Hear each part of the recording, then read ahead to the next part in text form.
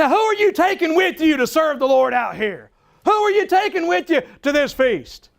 Natalie, come up here. It's like, well, I'm taking my daughter. Evan, you come up here. I'm taking my son. Hannah, you come up here. I'm going to take my adult daughter. She still lives in the house. I'm not ignoring Caitlin because she's not one of the family but believes she's happier sitting where she's at. Amen? Well, these are the ones I'm taking. The devil says, well, you don't really want to take them along.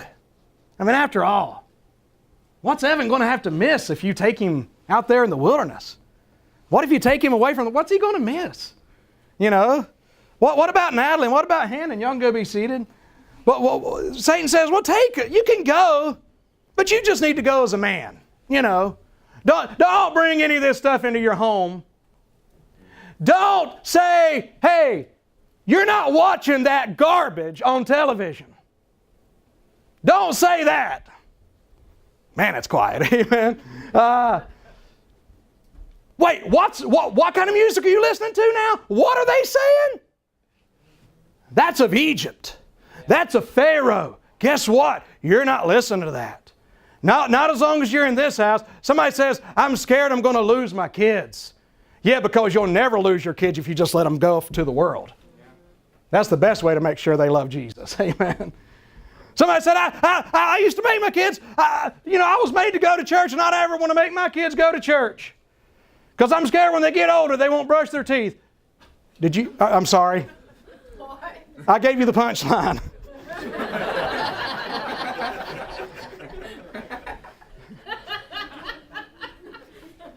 I'm scared when they get older, they won't want to go to church.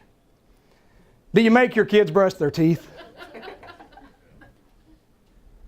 But I'm scared they get older, they're not going to brush teeth. And I'm scared that happened with some of you, honestly. I don't know. Maybe that's what it was.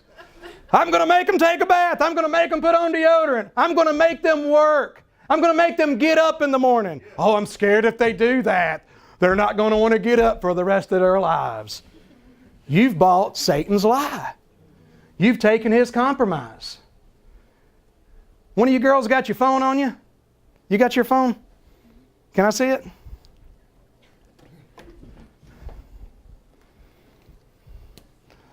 This is my daughter's phone.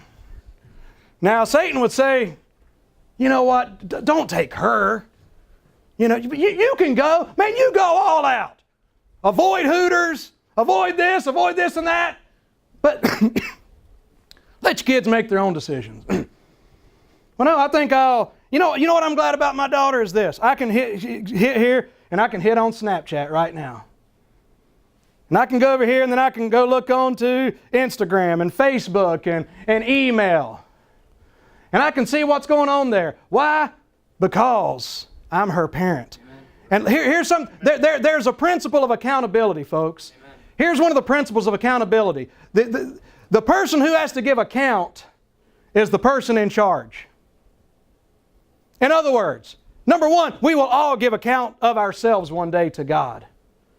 But in our homes, men, we're going to give an account for our homes.